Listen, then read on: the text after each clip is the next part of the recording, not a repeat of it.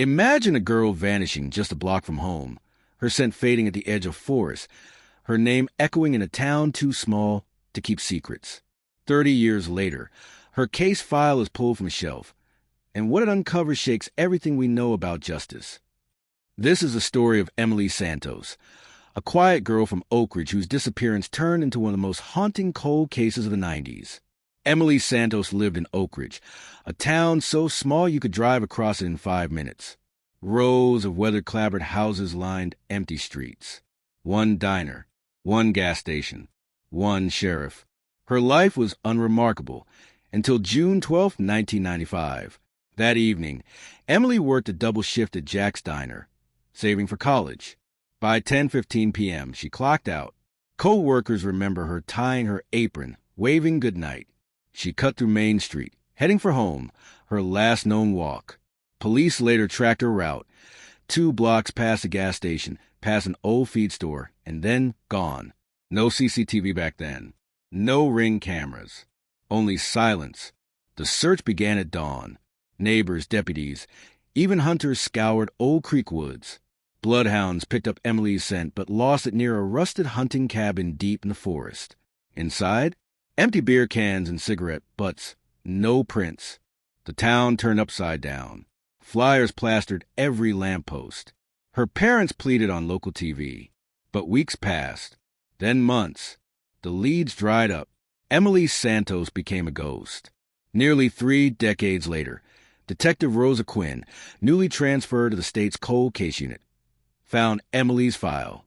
It wasn't even in the active archives, she later recalled. It was stuffed in a banker's box labeled miscellaneous. Flipping through faded witness statements, Quinn noticed red flags. A reported man in a gray coat near Emily's house. Anonymous tips ignored due to lack of credibility. Sheriff Monroe's handwriting striking through early leads. One detail hit hard, a scribbled note reading simply, "Call Harold back?" Harold Keaton, a name that would soon become central. Quinn ordered fresh forensic tests on everything still in storage. Soil from Old Creek woods, Emily's hairbrush, clothing fibers. Modern DNA tech returned stunning results. Trace bone fragments in the soil, undetected in 1995, matched Emily. Even stranger, chemical analysis found coffee grounds mixed with lead particles in the dirt, as though someone used the grounds to mask decomposition scent and gun residue. That clue led Quinn to Oak Ridge's defunct gun club, known for using spent coffee grounds to neutralize powder stench during reloading workshops. Membership rosters revealed one name tied to both the gun club and Emily's neighborhood, Harold Keaton. Harold was 49 when Emily vanished. He ran the local hardware store. Widowed young, known as helpful but odd, Quinn dug into his past. Minor complaint from teenage girls, dismissed as misunderstandings. Emily's diary, retrieved from her backpack in evidence, contained a chilling entry dated June 9th, 1995. Harold keeps asking if I need rides. Says he's just looking out for me. I don't like it. He stares too long. I told Mom, but she says he's harmless. Quinn also unearthed toll records showing Harold's truck passing a highway camera near Old Creek woods on the night Emily vanished. By now, Harold Keaton was 77. He lived alone in a weathered farmhouse on the outskirts of Oak Ridge. His neighbors described him as polite but reclusive, though some admitted he still gave them an uneasy feeling. Detective Rosa Quinn drove past his property. Overgrown weeds, a rusted pickup, blackout curtains drawn tight even in daylight. Something about the place felt frozen in time, like it had been untouched since Emily disappeared. She tracked down Harold's old employee records and discovered he closed his hardware store just months after Emily's case went cold. Why? He claimed declining business. But bank records painted a different story. A sudden cash influx right before his closure.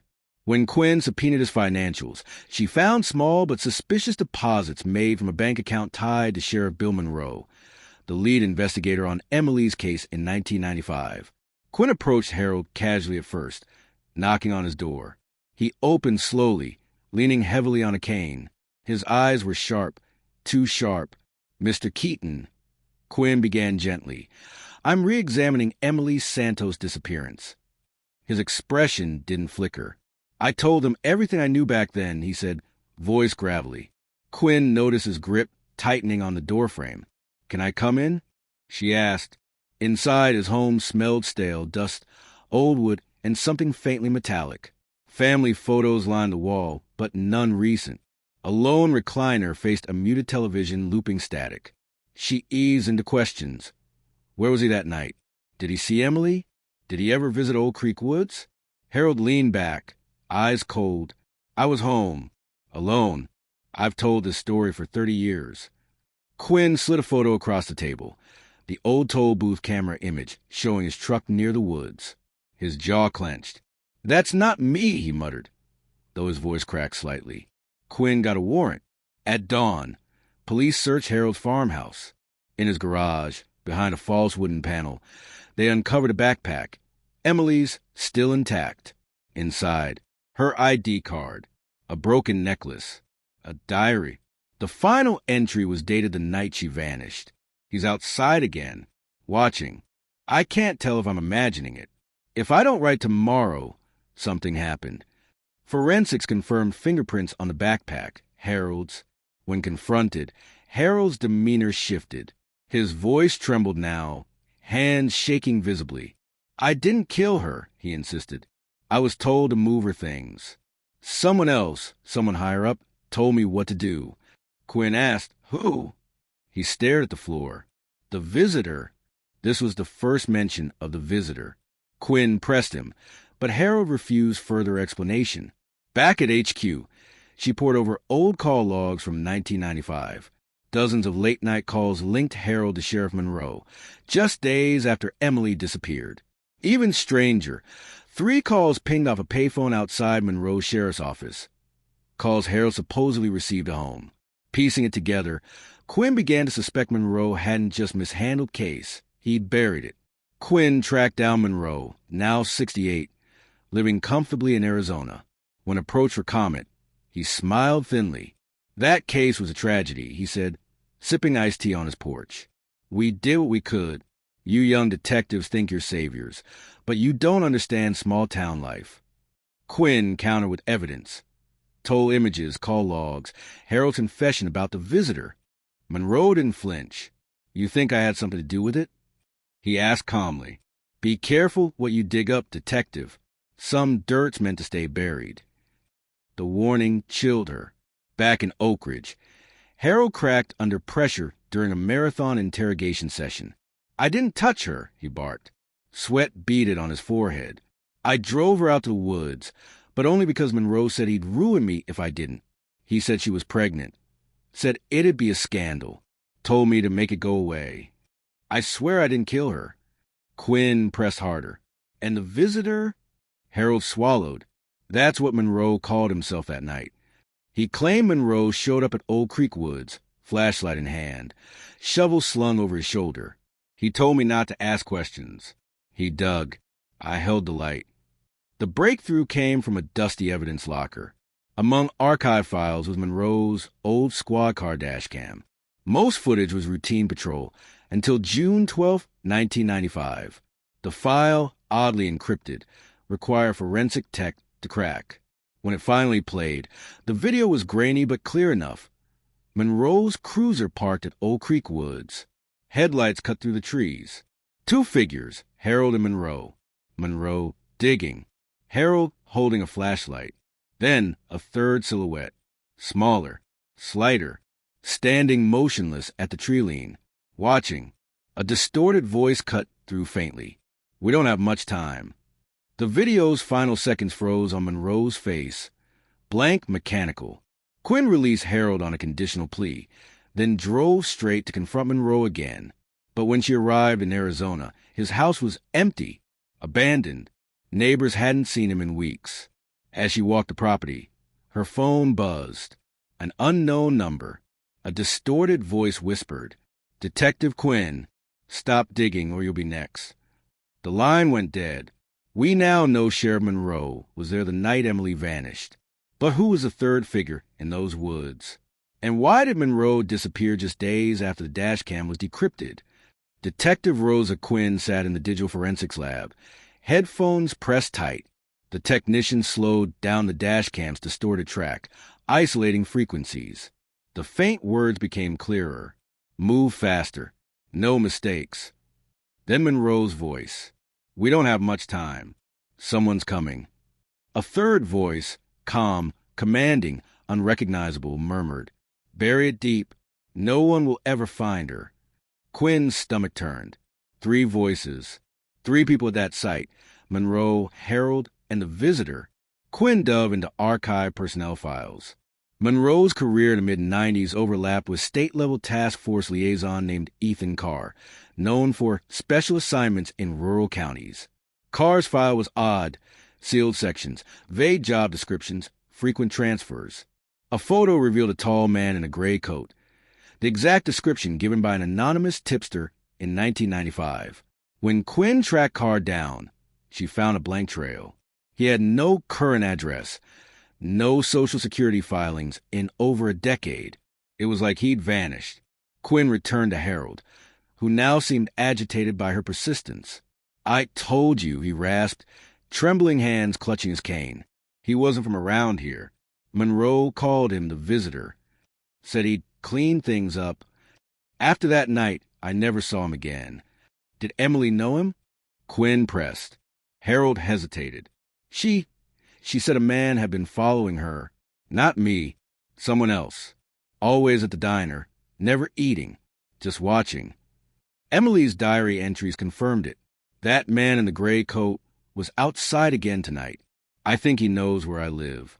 Quinn's supervisor ordered her to back off. This Carr guy? He was connected to federal operations, he warned.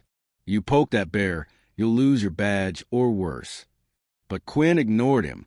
Through FOIA requests and off-the-record calls, she discovered Carr had been part of a special rural enforcement program, later disbanded amid corruption scandals.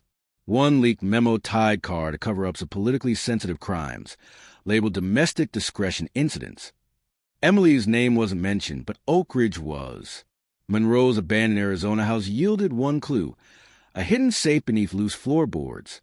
Inside were old sheriff's badges, Polaroids of Oak Ridge Forest, a sealed manila envelope labeled EC.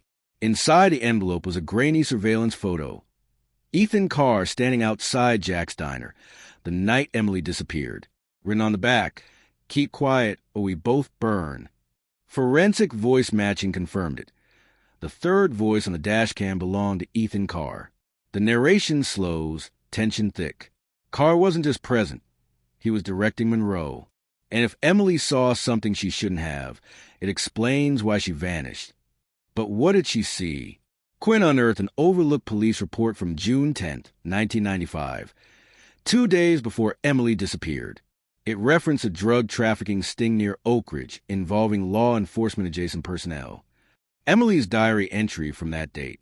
I saw them in the woods tonight. Lights. Trucks. I told Mom I thought hunters were out late, but it didn't look like hunting. I think they saw me. Suddenly, it clicked. Emily had stumbled onto a criminal operation involving Monroe and Carr, eliminating her silenced the risk. One night, Quinn's phone rang. Detective Quinn, a deep voice said. She froze. Ethan Carr, she breathed. He chuckled softly. Stop chasing ghosts. Emily wasn't innocent. You think you want the truth, but you don't. The line clicked dead. Caller ID blocked. Minutes later, an unmarked car idled outside her apartment. Headlights off. Quinn traced Carr to a remote cabin deep in Old Creek woods. Armed with backup, she entered. Inside, maps of Oak Ridge, surveillance photos of Quinn herself, and, most chillingly, Emily's missing necklace, displayed on a table like a trophy. A voice behind her. You shouldn't have come here alone, detective. Carr stepped from the shadows, gun drawn. Gunshot. Darkness. When police stormed the cabin minutes later, they found it empty. No Ethan Carr, no Detective Quinn. Only a single clue remained. A handwritten note on the table reading, Some ghosts should stay buried. 2 days after Quinn disappeared, a state tactical team stormed Carr's cabin. No sign of Quinn. No sign of Carr. What they found instead stunned investigators. A wall of surveillance photos. Emily Santos, Harold Keaton, Sheriff Monroe, even Quinn herself. A dusty reel-to-reel tape recorder, still spinning. 12 labeled cassette tapes, marked only by dates, all from 1995. The cabin reeked of mildew and gasoline. It was staged, almost theatrical, like Carr wanted it discovered. Tape 1 clicked on. Static. Then Monroe's voice. "Ethan, this is crazy. We can't bury this. Carr, you'll do it if you want to keep your badge." She saw too much. A faint sob, Emily's. "Emily, please. I won't tell anyone. I swear." Carr, quiet. Gun cocking. Silence. Then the tape cuts. Analysis revealed Carr recorded everything.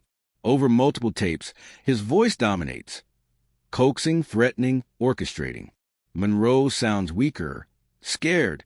On tape 4, Carr laughs coldly. She thought it was just a drug deal in the woods. Poor girl. Didn't know it was bigger than that. What bigger meant became clear on tape 7. The feds want it buried. Carr says, "She saw their drop site. If this blows up, we all burn." The final tape, dated last week, sent chills down every spine. Quinn's voice. "If anyone finds this, Carr's been watching me for weeks. He said Emily wasn't the first. There are more graves in Old Creek woods. He wants me to stop digging, but I can't. If I disappear, look for the clearing near mile marker 12. That's where he took her." SWAT teams combed mile marker 12. What they uncovered. A shallow grave containing multiple human remains, later identified as 3 women missing from nearby towns between 1993 to 1996. A torn piece of Quinn's blazer, snagged on a branch. But no Quinn, no car. 3 nights later, Quinn's car was found idling at the Oak Ridge gas station. Engine running. Driver's seat empty. Inside, a single cassette sat on the dash. Labeled, "Play Me." The tape clicked. Carr's voice. "Detective Quinn is alive, for now. She wanted the truth. Now she'll see it up close. You all will.